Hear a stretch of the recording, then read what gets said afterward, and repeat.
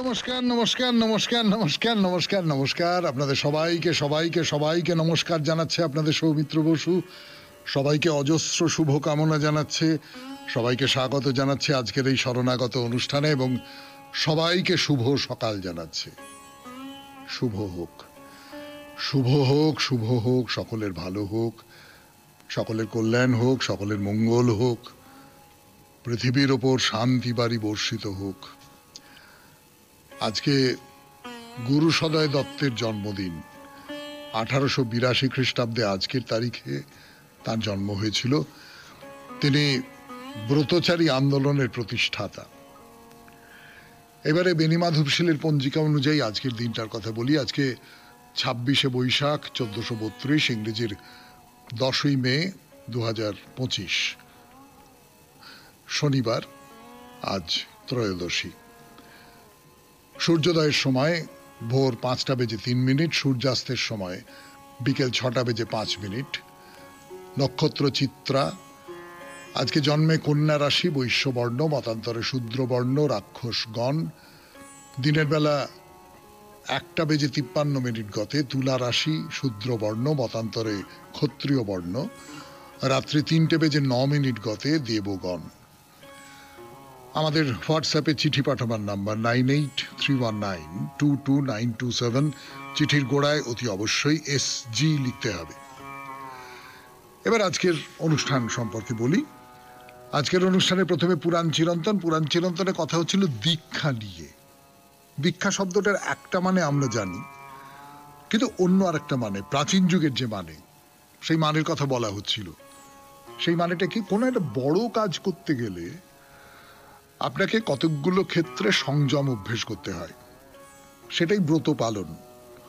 আমি যদি পরীক্ষা দেব বলে ঠিক করি, তাহলে আমাকে একটা সংযম পালন করতে হবে যে না, উল্টো পাল্টা দিকে যাব না, ফুচকা খাবো না, ক্রিকেট খেলবো না, এটা করব না, ওটা করব না, দিনের মধ্যে এতক্ষণ ধরে লেখাপড়া করব। এই সমস্ত ব্রত, এই সমস্ত সংযম আমাকে বজায় রাখতে হবে। এবং সেই সঙ্গে সঙ্গে আমাকে একটা প্রতিজ্ঞাও করতে হবে, আমার সংকল্প করতে হবে, যেমন পরীক্ষায় পাশ করতে হবে, ভালো করে রেজাল্ট করতে হবে, ইত্যাদি ইত্যাদি। তো এই দুটো হচ্ছে দীক্ষার মূল কথা। আমাদের যে দীক্ষা, তার থেকে এইখানে কোথাও একটা দীক্ষা কথাটার যে মূল মানে, সেইটা পাল্টে গেল। তো যাই হোক, সেই সব কথা বলা যাবে। তারপরে স্বামী বিবেকানন্দের রচনা থেকে পড়ে শোনাবো। রচনার নাম কর্মজীবনে বেদান্ত, প্রথম ভাগ। তারপর কথামৃত, স্বামী গোকুলানন্দের মানসিক চাপ জয় করার উপায় নিয়ে তার যে গ্রন্থ, সেই গ্রন্থটা আমরা পরপর পরপর পড়ে শোনাচ্ছি। আমার মনে হয়েছিল যে আজকের দিনে এই গ্রন্থটা পড়া বা শোনা খুব গুরুত্বপূর্ণ, সেই জন্য তার একটা ব্যবস্থা করেছি। আপনাদেরও ভালো লাগছে, আপনারা জানিয়েছেন। তারপরে আপনাদের চিঠিপত্র, আর শেষে আজ শনিবার, আজকে বাইরে দূরে নয়, আজকে মহাপুরুষের কথা, চীনা দার্শনিক কনফুসিয়াসের কথা শোনাচ্ছি আপনাদের। সেই কথা শোনাবো আবার। 92.7 বিগ FM এ শরণাগত অনুষ্ঠান শুনছেন। আমি আছি আপনাদের সঙ্গে, আপনাদের সৌমিত্র বসু। এবারে পুরাণ চিরন্তন, দীক্ষা শুনছেন। দীক্ষার কথা পুরাণ চিরন্তনে 92.7 বিগ FM এ। যেটা বলছিলাম আর কি, যেটা বড় কোনো কাজ করবেন আপনি, বড় কাজ, নিত্যদিনের কাজের থেকে আলাদা, সেই কাজটা করবার জন্য মনটাকে যেভাবে বাঁধতে হয়, সেই বাঁধাটাকে বলে দীক্ষা। তখনকার দিনে এইরকম মানেতে দীক্ষা শব্দটা ব্যবহার করা হতো। যেমন ধরুন, মহাভারতের বনপর্বে যুধিষ্ঠির যখন অর্জুনকে প্রতিশ্রুতি বিদ্যা, ব্যাস এই বিদ্যাটা দিয়েছিলেন যুধিষ্ঠিরকে, সেইটা আবার অর্জুনকে শিখিয়ে দিচ্ছেন। প্রতিশ্রুতি বিদ্যা এটা দান করলেন। দান করে দিব্যাস্ত্র লাভের জন্য যুধিষ্ঠির অর্জুনকে বলছেন যে তুমি তপস্যা করো।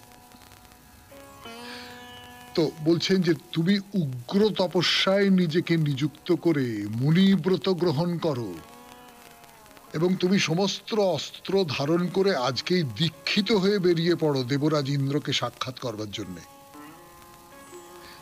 দীক্ষিত হয়ে তুমি দেবরাজ ইন্দ্রকে দর্শন করবার জন্য বেরিয়ে পড়ো। তার মানে এই যে মুনিব্রত গ্রহণ করে নিজেকে দীক্ষিত করা, তারপরে তুমি এই দিব্যাস্ত্রের অধিকারী হতে পারবে, এইটা। তার মানে কোন একটা ভালো উদ্দেশ্য, সেই ভালো উদ্দেশ্য সাধন করবার জন্য তোমার যে সংকল্প, তোমার যে নিজেকে দৃঢ় প্রতিজ্ঞ হওয়া যাকে বলে, সেইটাকেই বলা হচ্ছে দীক্ষা। ওই আমি একজনের কাছে গেলাম, তিনি আমার কানে কানে একটা মন্ত্র বলে দিলেন, এইটা কিন্তু অন্তত আমাদের যে প্রাচীন ধারণা, সেই প্রাচীন ধারণা অনুযায়ী দীক্ষা ব্যাপারটা এইরকম নয়। এই যে দীক্ষা, এই দীক্ষার মধ্যে সম দমাদি সাধন এবং সংযম, এই সংযমের সঙ্গে যুক্ত হয়ে আছে সংযত আহার। এক ঋষির গল্প বলি আপনাদের, মহাভারতের এক ঋষির গল্প। তো একটা বিরাট বন, সেই বনের মধ্যে সেই ঋষি বাস করেন। একবারে নির্জন বন, কোথাও কোনো জনমানব ছিল না। তো সেই ঋষি ওই ফলমূল ইত্যাদি ইত্যাদি খান, খেয়ে তার দিন যাপন করেন এবং ইন্দ্রিয় সংযম, কঠোর সংযম, সমদমের সাধনা, তিনি দীক্ষা ব্রত গ্রহণ করেছেন, বেদও পাঠ করছেন। সূচি আচারে স্থিত সেই ঋষি সত্যগুণে প্রতিষ্ঠিত হয়েছিলেন। তার মানে একটা বিশেষ কর্ম করবার জন্য আমাকে একটা বিশেষ ধরনের দীক্ষিত হতে হবে। আমি দীক্ষা গ্রহণ করলাম, সারা জীবনের মতো আমি দীক্ষিত হয়ে গেলাম, ব্যাপারটা কিন্তু তা নয়।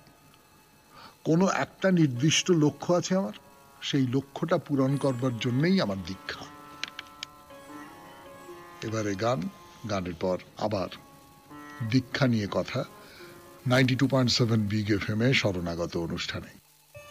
তাহলে ব্যাপারটা কি দাঁড়াচ্ছে, যে বিশেষ বিশেষ কাজ করতে গেলে আপনাকে বিশেষ বিশেষ ধরন নিতে হবে, বিশেষ বিশেষ ব্রত পালন করতে হবে, বিশেষ বিশেষ সংযম অভ্যাস করতে হবে। যেমন দিব্যাস্ত্র লাভ করবার জন্য অর্জুন যে স্বর্গে যাচ্ছেন, সেখানে কিন্তু তিনি অস্ত্রসজ্জায় সজ্জিত হয়ে তারপরে যাচ্ছেন। অর্থাৎ অস্ত্র পাবার জন্য তোমাকে ওই রকম করে সেজে গুজে যেতে হবে। আবার এই যে বনের মধ্যে যে ঋষি রয়েছেন, তিনি দীক্ষিত হচ্ছেন কিভাবে? উপবাস করে, নানান রকম সংযমের মধ্যে দিয়ে। এই প্রয়োজন অনুযায়ী দীক্ষা, এটা কিন্তু একবারে বৈদিক কাল থেকেই চলে আসছে। গোপথ ব্রাহ্মণের মতো একটা প্রাচীন ব্রাহ্মণ গ্রন্থ তো এটা। তা সেখানে দীক্ষা নিয়ে 2-3টে সর্গ আছে, এবং সেখানে প্রথমেই প্রশ্ন উঠেছে, এবার দীক্ষার কথা বলা হচ্ছে, কিন্তু কিসের জন্য দীক্ষা, কেন এই দীক্ষা? তাতে উত্তর হলো শ্রেষ্ঠাং ধিয়াং ক্ষীয়তীতি। অর্থাৎ একটা একটা একটা পথ, যে পথের মধ্যে দিয়ে আমি প্রেরণা পাব।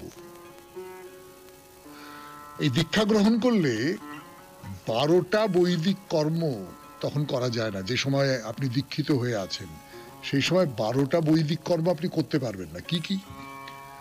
আপনি অগ্নিহোত্র করতে পারবেন না, অগ্নিহোত্র বন্ধ। পৌর্ণমাস যজ্ঞ করতে পারবেন না, অমাবস্যার কর্ম করতে পারবেন না, পিতৃযজ্ঞ করতে পারবেন না। এই নিয়মগুলো আপনাকে মেনে চলতে হবে, এবং আরো নানান রকম সব নিয়ম আছে। সেই নিয়মগুলোর কথা বলবার সময় তো আজকে আর নেই। এখন আমরা পুরাণ চিরন্তন শেষ করে চলে যাই স্বামী বিবেকানন্দের রচনা থেকে পাঠ, কর্মজীবনে বেদান্ত, প্রথম পর্ব, 92.7 বিগ এফএম এ। আমি আছি আপনাদের সঙ্গে, আপনাদের সৌমিত্র বসু। শুনছেন জীবনের সহজ পাঠ, শরণাগত থেকে পাঠ, কর্মজীবনে বেদান্ত, প্রথম পর্ব। যতটা পড়েছিলাম তারপর থেকে পড়ে শোনাই। 92.7 বিগ এফএম এ শরণাগত অনুষ্ঠান শুনছেন। আত্মার সম্বন্ধে জন্ম বা মৃত্যুর কথা বলা বাতুলতা মাত্র। আত্মা কখনো জন্মান নাই, কখনো মরিবেন না। আমি মরিব বা মরিতে ভীত, এসব কুসংস্কার মাত্র। আমি ইহা করিতে পারি বা পারি না, ইহাও কুসংস্কার। আমি সব করিতে পারি। বেদান্ত মানুষকে প্রথমে নিজের উপর বিশ্বাস স্থাপন করিতে বলেন। যেমন জগতে কোন কোন ধর্ম বলে যে ব্যক্তি নিজ হইতে পৃথক সগুণ ঈশ্বরের অস্তিত্ব স্বীকার করে না সে নাস্তিক। সেরূপ বেদান্ত বলেন যে ব্যক্তি নিজেকে বিশ্বাস করে না সে নাস্তিক। আপনার মহিমায় বিশ্বাস স্থাপন না করাকেই বেদান্ত নাস্তিকতা বলেন। অনেকের পক্ষে এই ধারণা বড় ভয়ানক, তাহাতে কোনো সন্দেহ নাই। আর আমরা অনেকেই মনে করি আমরা কখনোই এই আদর্শে পৌঁছিতে পারিব না, কিন্তু বেদান্ত দৃঢ়ভাবে বলেন যে প্রত্যেকেই এই সত্য জীবনে প্রত্যক্ষ করিতে পারেন। এ বিষয়ে স্ত্রী পুরুষের ভেদ নাই, বালক বালিকার ভেদ নাই, জাতি ভেদ নাই। আবাল বৃদ্ধ বনিতা জাতি ধর্ম নির্বিশেষে এই সত্য উপলব্ধি করিতে পারে। কোনো কিছুই ইহাকে বাধা দিতে পারে না, কারণ বেদান্ত দেখাইয়া দেন উহা পূর্ব হইতেই অনুভূত হইয়াছে, পূর্ব হইতেই রহিয়াছে। ব্রহ্মাণ্ডের সমুদয় শক্তি পূর্ব হইতেই আমাদের ভিতরে রহিয়াছে। আমরা নিজেরাই নিজেদের চোখে হাত দিয়া অন্ধকার অন্ধকার বলিয়া চিৎকার করিতেছি। হাত সরাই গেল, দেখিবে প্রথম হইতেই আলোক ছিল। অন্ধকার কখনোই ছিল না, দুর্বলতা কখনোই ছিল না। আমরা নির্বোধ বলিয়াই চিৎকার করি আমরা দুর্বল, আমরা নির্বোধ বলিয়াই চিৎকার করি আমরা অপবিত্র। এই রূপে বেদান্ত শুধু যে বলেন আদর্শকে কার্যে পরিণত করিতে পারা যায় তাহা নহে, উপরন্তু বলেন উহা পূর্ব হইতেই আমাদের উপলব্ধ। আর যাহাকে আমরা এখন আদর্শ বলিতেছি তাহাই বাস্তব সত্তা, তাহাই আমাদের স্বরূপ। আর যাহা কিছু দেখিতেছি সবই মিথ্যা। যখনই তুমি বলো আমি মর্ত ক্ষুদ্র জীবমাত্র, তখনই তুমি মিথ্যা বলিতেছ। তুমি যেন নিজেকে সম্মোহিত করিয়া অসৎ দুর্বল দুর্ভাগা করিয়া ফেলিতেছ। শুনলেন স্বামী বিবেকানন্দের। ফিরে এলাম আমি আপনাদের সৌমিত্র বসু 92.7 বিগ এফএম এ শরণাগত অনুষ্ঠানে। এখন কথা অমৃত থেকে পাঠ। ঠাকুর কি বলছেন এর আগের দিন বলেছিলাম আপনাদের যে নকল জিনিসকে দেখেও আসলের উদ্দীপন হয়তো, কাজেই নকল জিনিস দেখাটাও ভালো। যেমন শোলার আতা দেখে মনের মধ্যে আতা দেখার উদ্দীপন হয়, তেমনি থিয়েটার যাত্রা দেখে যেটা দেখছি সেটা নকল কিন্তু আসলের উদ্দীপন হয়। করে নরেন্দ্র বন্দ্যোপাধ্যায়কে বলছেন যে সংসারের জ্বালা তো দেখছো, ভোগ নিতে গেলেই জ্বালা। চিলের মুখে যতক্ষণ মাছ ছিল ততক্ষণ ঝাঁকে ঝাঁকে কাক এসে তাকে জ্বালাতন করেছিল। সেই গল্প আপনাদের বলেছিলাম, কদিন আগেই বলেছিলাম, যে একটা চিল একটা মাছ নিয়ে উঠছে আর তার পেছনে কাকেরা কা কা কা কা কা কা কা কা করতে করতে যাচ্ছে মাছটা পাওয়ার জন্যে। চিল বিরক্ত হয়ে মাছটাকে ফেলে দিল, ব্যাস আর কাকেদের দেখা নেই, তারা ওই মাছের পেছনে চলে গেল। তো ভোগবাসনা হচ্ছে তাই, যে তুমি যতক্ষণ ওই ভোগ নিতে গেলে ততক্ষণ কিন্তু ঝাঁকে ঝাঁকে ঝাঁকে ঝাঁকে নানান রকমের সমস্ত ভোগের উপকরণ, ভোগের লোভ, নানান রকম সমস্ত তোমার পিছু পিছু পিছু পিছু তাড়া করে আসছে। তোমার অনেক টাকা পয়সা হলো, তুমি অনেক টাকা পয়সা করলে, ব্যাস এইবার নানান রকম বিলাসিতার প্রলোভন তোমার কাছে আসতে আরম্ভ করলো। নানান অ্যাপ দিয়ে, নানান রকম ইন্টারনেট দিয়ে, নানান রকম তোমার মোবাইল ফোনের মধ্যে ঢুকে পড়ছে, পড়ে বলছে এটা কেন, এটা কেন, তোমাকে স্মার্ট লাগবে, এটা করো, এটা করো, তোমার ঘরে খুব কাজে লাগবে, এই রান্নাটা করো, ওইটাই, এই সমস্ত নানা রকম হচ্ছে। তুমি এই ভোগস্পৃহাটাকে ফেলে দিলে, যা সব মুছে গেল। এই যে বাজিকরের খেলারে মন, যার খেলা হয় সেই জানে, এই এই ব্যাপার। সাধু সঙ্গে শান্তি হয়। জলে কুম্ভীর অনেকক্ষণ থাকে, একবার জলে ভাসে নিঃশ্বাস নেবার জন্য, তখন হাঁপ ছেড়ে মাছে। তো সেই রকম করে এই হাঁপ ছাড়বার জন্য সাধু সঙ্গ করা দরকার। জলের মধ্যেই তুমি থাকো, কিন্তু মাঝে মাঝে একটু বাইরের হাওয়াটা নিতে হবে, নইলে দম আটকে যাবে যে। তো সেই যাত্রাওয়ালা সে বলছে যে আচ্ছা আপনি ভোগের কথা বললেন, তা ঠিক, ঈশ্বরের কাছে ভোগের কামনা করলে শেষকালে বিপদে পড়তে হয়। মনে কত রকমের কামনা বাসনা উঠছে, সব কামনাতে তো মঙ্গল হয় না। ঈশ্বর কল্পতরু, তার কাছে যা কামনা করে চাইবে তা এসে পড়বে। এখন মনে যদি ওকে তুমি কল্পতরু, আচ্ছা দেখি বাঘ যদি আসে, বাঘকে মনে করতে বাঘ এসে পড়লো আর লোকটাকে খেয়ে ফেললো। এই কথাটা জিজ্ঞেস করছেন যে আমি যা চাইবো তাই যদি আসে, তাহলে আমি যদি বাঘ চাই তাহলে বাঘ চলে আসবে, বাঘ চলে সময় খেয়ে নেবে। হ্যাঁ তাই তো, তাই তো। ঠাকুর কি বলছেন সেটা বলি, তারপরে আমি আমার নিজের কথা বলবো, কিন্তু তার আগে গান শুনবো 92.7 বিগ এফএম-এ শরণাগত অনুষ্ঠানে। যেটা বলছেন যে ঈশ্বরের কাছে যা চাইবো তিনি কল্পতরু, যা কামনা করব তা এসে পড়বে। এখন যদি মনে করি যে বাঘ আসুক, তাহলে বাঘ চলে এলো, বাঘ চলে এসে আমায় খেয়ে নিল, তখন কি হবে? ঠাকুর বলছেন হ্যাঁ ওই বোধ যে বাঘ আসে, আর কি বলবো, ওই দিকে মন রেখো, ঈশ্বরকে ভুলো না, সরলভাবে তাকে ডাকলে তিনি দেখা দেবেন। এই যে বাঘ আসার প্রসঙ্গটা, এই সূত্র ধরে আমি একটা কথা বলি। হ্যাঁ বাঘ তো আসে। আপনি চাইছেন যে আমি না এই চাকরিটা না, আমি বড় চাকরি করতে চাই, অনেক বেশি মাইনে, অনেক বেশি ফেসিলিটিস, অনেক বেশি, একটা ভালো বাংলো দেবে, এই দেবে সই দেবে, তার মধ্যে আমি একটা গাড়ি কিনবো, এই করব। আপনি পেলেন সেটা, এইবার তার তো হাজারো পাক, আর সবকিছু বাদ দিয়ে এই যে আপনাকে এত সব টাকা পয়সা দিচ্ছে, এত বাংলো দিচ্ছে, এত অমুক দিচ্ছে, এত তমুক দিচ্ছে, সে তো তার বদলে আপনাকে আষ্টে পৃষ্ঠে জড়িয়ে ফেলছে। আপনাকে তো তার বদলে চাইবে, তার বদলে তুমি এটা দাও, ওটা দাও, সেটা দাও, অমুক দাও, তমুক দাও। আপনি দেখলেন যে এই সব কিছু পাওয়ার জন্য আমি একটা বড় চাকরিতে ঢুকলুম, সে চাকরি আমাকে এই সমস্তগুলো ভোগ করবার সময়ই দেয় না। সকাল 8টার মধ্যে বেরিয়ে যেতে হয়, রাত্রির 11টার সময় বাড়ি ফিরি, ফিরে ল্যাপটপ নিয়ে বসতে হয়, বসে আমাকে পরের দিনের যে সমস্ত কাজকর্ম করে হয়তো ভোর 3টের সময় শুতে গেলাম, 6টার সময় উঠে পড়লাম, উঠে পড়ে আবার 8টার মধ্যে বেরিয়ে যেতে হয়। যা, এই বাঘকে ডাকা, আপনি বাঘকে ডেকেছেন, বাঘ এসে এবার আপনাকে খাচ্ছে। আসল কথাটা হচ্ছে এই বাঘকে ডেকো না, নিজেকে পরিচ্ছন্ন করো, যা কিছু তোমাকে আবিল করে রাখছে সেই সমস্তকে মেজে ঘষে পরিষ্কার করে দাও, নিজেকে নিরাসক্ত করো। বলছেন ঠাকুর, বলছেন সরলভাবে তাকে ডাকো, বাঘকে ডেকো না, তাকে ডাকো, সরলভাবে তাকে ডাকলে তিনি দেখা দেবেন। আর একটা কথা, যাত্রা শেষে কিছু হরিনাম করে ওঠো, তাহলে যারা গায় এবং যারা শোনে সকলে ঈশ্বর চিন্তা করতে করতে নিজ নিজ স্থানে যাবে। ওই যে যাত্রা বলা ছেলেটি, তাকে বলছেন যে যাত্রার শেষে হরিবোল হরিবোল হরিবোল হরিবোল করে ওঠো, তাহলে ভালো হয়। ঈশ্বরের কথাটা বলে শেষ করলাম, ঈশ্বরের কথাটা নিয়ে সবাই মিলে বাড়ি ফিরছে। তো যাত্রাবেলা চলে গেল। এবার দুটি ভক্তদের পরিবারেরা এসে ঠাকুরকে প্রণাম করছেন।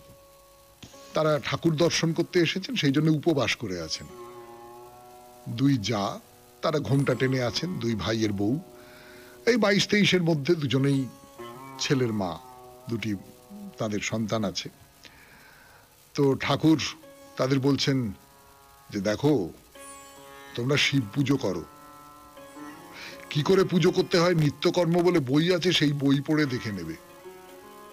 ঠাকুর পুজো করতে গেলে ঠাকুরের কাজ অনেকক্ষণ ধরে করতে পারবে। ঠাকুর পুজো করতে গেলে ঠাকুরের কাজ অনেকক্ষণ ধরে করতে পারবে। পুজো মানে কি? পুজো মানে কি শুধু তাকে ডাকা? পুজো মানে তো তার সেবা করা, তার জন্যে আসনখানি বিছিয়ে রাখা। সেটা মনের আসন হতে পারে, সেটা বাইরের ঠাকুর ঘরের আসনও হতে পারে। শুনলেন কথামৃত থেকে পাঠ 92.7 বিগ এফএম-এ শরণাগত অনুষ্ঠানে। এখন গান, গানের পর স্বামী গোকুলানন্দের রচনা থেকে পড়ে শোনাবো মানসিক চাপ জয় করার উপায়। 92.7 কুলানন্দের রচনা থেকে পড়ে শোনাচ্ছি 92.7 বিগ এফএম এ শরণাগত অনুষ্ঠানে মানসিক চাপ কি করে জয় করা যায়। স্বামী গোকুলানন্দ বলছেন যে আত্মিক নিয়ন্ত্রণ কিছুক্ষণ অন্তর্দর্শনে মন দিতে হবে। সকালবেলা উঠে কিছুক্ষণ অন্তর্দর্শনে মন দিন। এরপর আমরা মগ্ন হই যে যার নিজের কাজে। যেমন ধরুন কোনো গৃহবধূ মন দেন তার সারাদিনের ঘর কন্যায়। এ সময় মনে রাখতে হবে যে কাজ আমরা করব তাকে যেন হৃদয় দিয়ে ভালোবাসতে পারি। কর্মের প্রতি ভালোবাসা না থাকলে তাতে মাধুর্য থাকে না, তা গাধার বোঝায় পরিণত হয়। এখন যে ব্যক্তি ভালোবাসার সাথে কাজ করেন বলতে পারেন তিনি ভক্তিযোগ অনুসরণ করছেন। এজন্য ভক্তির চিরাচরিত অর্থ মেনে ফুল আর ধূপকাঠি নিয়ে মন্দিরে যাওয়ার প্রয়োজন নেই, কিন্তু ঈশ্বরের করুণায় সেটুকু ভক্তিময়তা যেন আমাদের থাকে, যাতে যা কিছু করছি তা যেন শুদ্ধ ভালোবাসা আর অমলিন শ্রদ্ধার সাথে করতে পারি। শ্রদ্ধার সাথে কাজ করার এই যে পন্থা, এরই নাম ভক্তিযোগ। দৈনন্দিন কর্মপথে আমাদের তো কত লোকের সঙ্গেই মিশতে হয়, আমাদের পরিবার, বন্ধুবর্গ, সহকর্মীরা।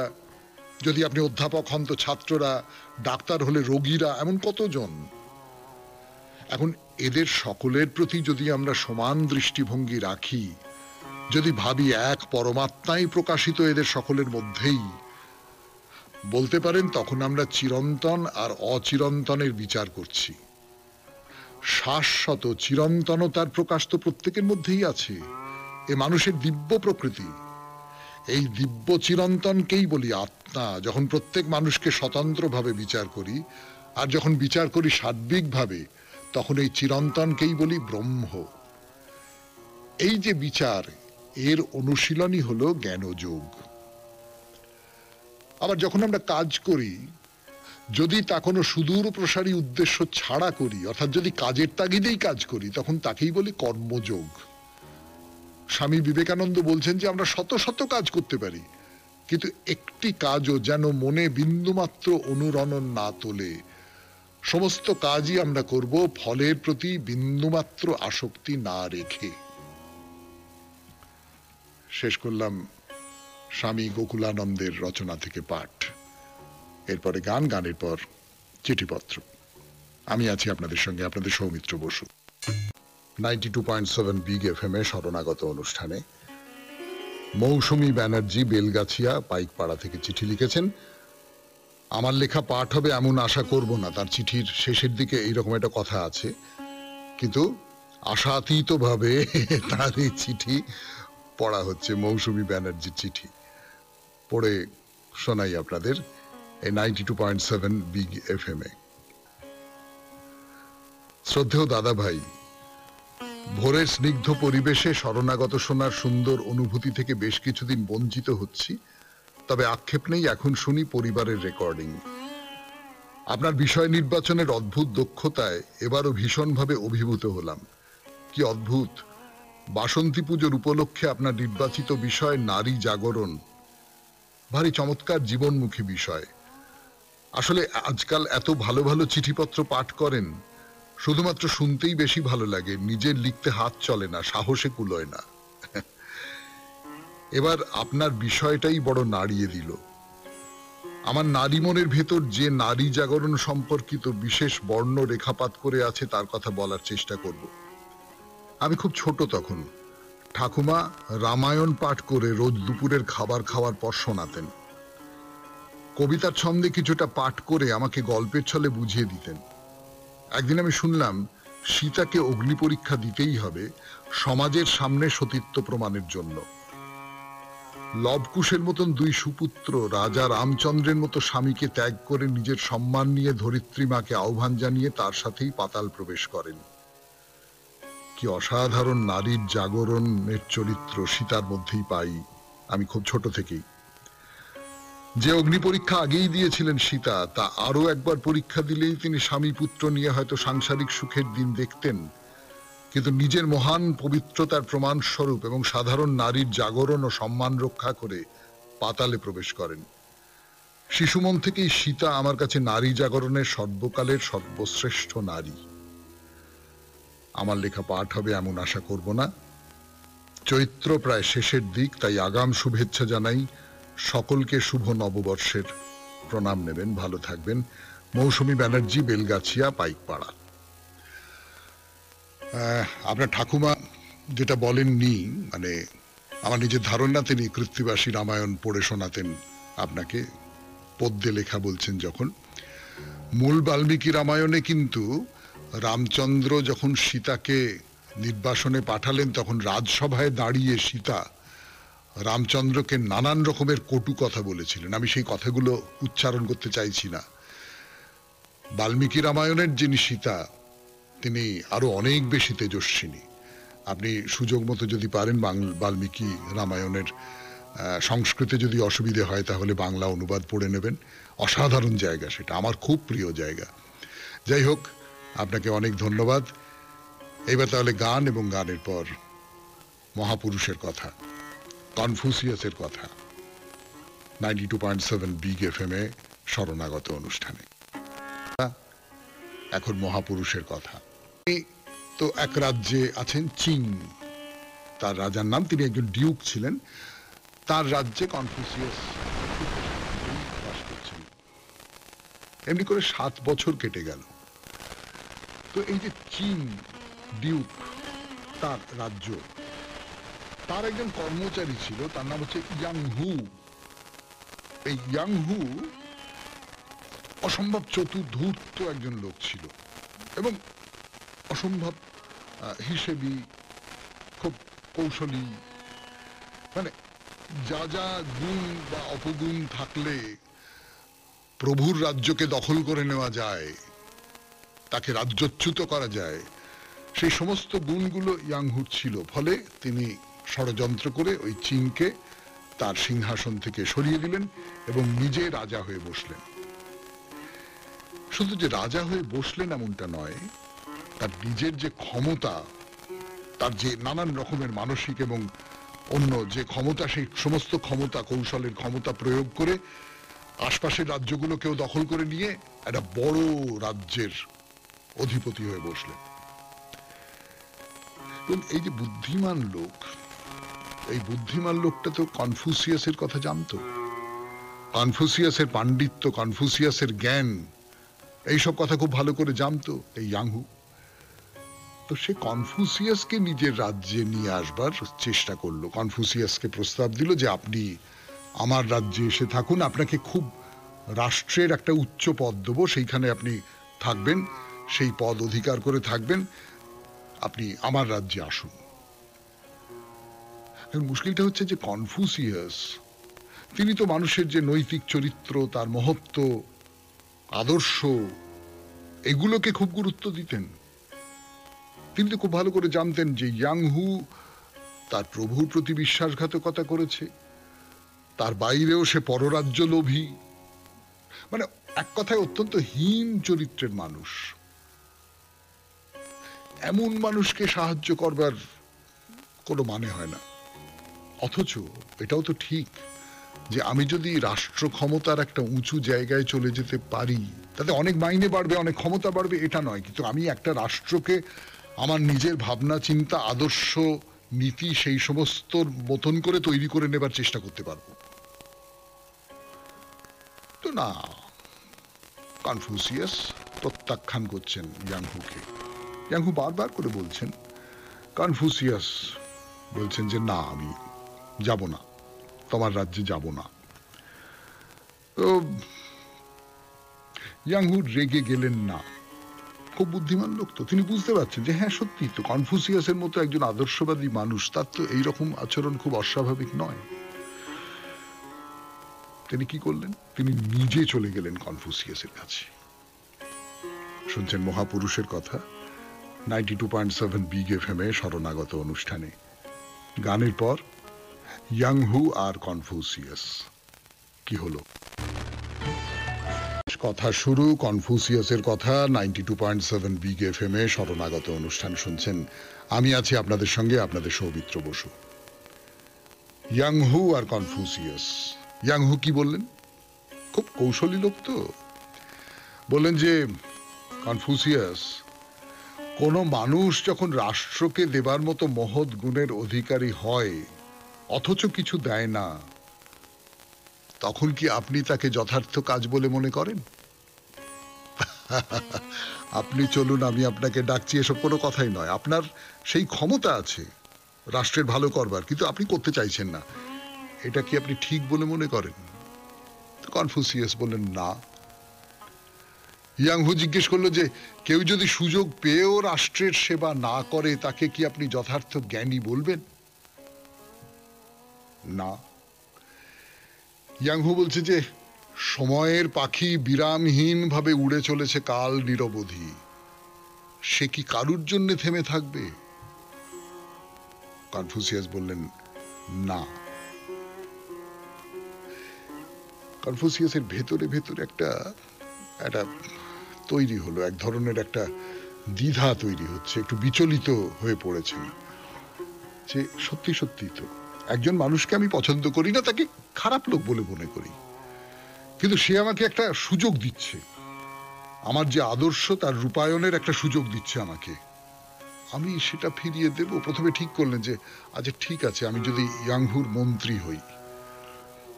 কিন্তু অল্প কয়েকদিনেই অনুভব করতে পারলেন যে না না না না না না, আমি আমি বুঝতে পারছি যে নাগরিক হিসেবে রাষ্ট্রের প্রতি দায়িত্ব পালনের কর্তব্য অস্বীকার করাটা একটা অপরাধ, নৈতিক অপরাধ, কিন্তু ইয়াংহুর কাছে আমি স্বাধীনভাবে কাজ করতে পারবো না, করতে দেবে না।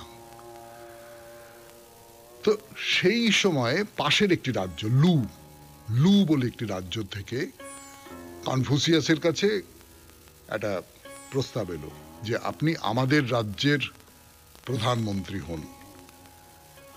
লু রাজ্যের যিনি প্রধান তিনি ছিলেন ডিউক তিং, কম বয়সী তরুণ একজন রাজা, এবং কনফুসিয়াসকে খুব শ্রদ্ধা করতেন। তিনি বললেন যে আপনি আমাকে পরামর্শ দেবেন প্রত্যেকটা বিভাগে, যে কোনো ক্ষেত্রে, রাষ্ট্র পরিচালনার ক্ষেত্রে আপনি আমার প্রধান পরামর্শদাতা। এবং কনফুসিয়াস চলে গেলেন তার কাছে। তিং যে কোনো দরকারি সিদ্ধান্ত গ্রহণ করবার আগে কনফুসিয়াসকে বলতেন যে আপনি কি বলেন, কি করব? তো কিছুদিনের মধ্যে এই লু রাজ্যে অভূতপূর্ব উন্নতি দেখা দিল। সমস্ত রকম বিশৃঙ্খলা যা ছিল সেগুলো আস্তে আস্তে আস্তে আস্তে সরে গেল, দেশের রাজস্ব বাড়তে লাগলো, সাধারণ নাগরিকের সুখ স্বাচ্ছন্দ্য বহুগুণে বেড়ে গেল এই কনফুসিয়াসের পরামর্শ শুনে যে চলছে রাজ্য তার ফলে। তা লু রাজ্যের এই যে উন্নতি, এইটা দেখে তো অন্য রাজ্যের রাজারা তাদের খুব হিংসে হচ্ছে। তো তারা গোপনে গোপনে ষড়যন্ত্র করছে কিভাবে রাজা তিং আর প্রধানমন্ত্রী কনফুসিয়াসকে হত্যা করা যায়। তো এই সময় সীমান্ত অঞ্চলটা পরিদর্শন করতে যাবেন রাজা তিং, কনফুসিয়াস যাবেন তার সঙ্গে। তার শত্রুরা ঠিক করলো পথেই দুজনকে খুন করা হবে, কিন্তু কনফুসিয়াস তার দূরদৃষ্টি দিয়ে বুঝতে পেরেছিলেন যে শুধুমাত্র দেশের ভেতরের শান্তি বজায় রাখলেই চলবে না, বিদেশি শত্রুর প্রতিও তীক্ষ্ণ দৃষ্টি রাখতে হবে, তাদের গতিবিধি সম্পর্কে সজাগ থাকতে হবে। কনফুসিয়াস প্রচুর গুপ্তচর রেখে দিয়েছিলেন এবং গুপ্তচরেরা এসে খবর দিল যে প্রভু এইরকম একটা ব্যাপার হয়েছে, আপনাদের হত্যা করবার পরিকল্পনা করা হয়েছে। ফলে শত্রুপক্ষের যে মতলব ছিল সেইটা ভেস্তে গেল। এ পর্যন্তই থাক 92.7 বিগ এফএম এ শরণাগত অনুষ্ঠানে। শেষ হলো সৌমিত্র বসুর কথা, শেষ হলো গান, শেষ হলো শরণাগত। আমাদের হোয়াটসঅ্যাপে চিঠি পাঠাবার নাম্বার 9831922927। চিঠির গোড়ায় অতি অবশ্যই SG লিখতে হবে। আর কি, খুব ভালো থাকবেন, আনন্দে থাকবেন। নমস্কার নমস্কার নমস্কার নমস্কার নমস্কার নমস্কার নমস্কার। আপনাদের সবাইকে সবাইকে সবাইকে নমস্কার জানাচ্ছে আপনাদের সৌমিত্র বসু। সবাইকে অজস্র শুভকামনা জানাচ্ছে, সবাইকে স্বাগত জানাচ্ছে আজকের এই শরণাগত অনুষ্ঠানে, এবং সবাইকে শুভ সকাল জানাচ্ছে। শুভ হোক, শুভ হোক, শুভ হোক, সকলের ভালো হোক, সকলের কল্যাণ হোক, সকলের মঙ্গল হোক, পৃথিবীর ওপর শান্তি বাড়ি বর্ষিত হোক। আজকে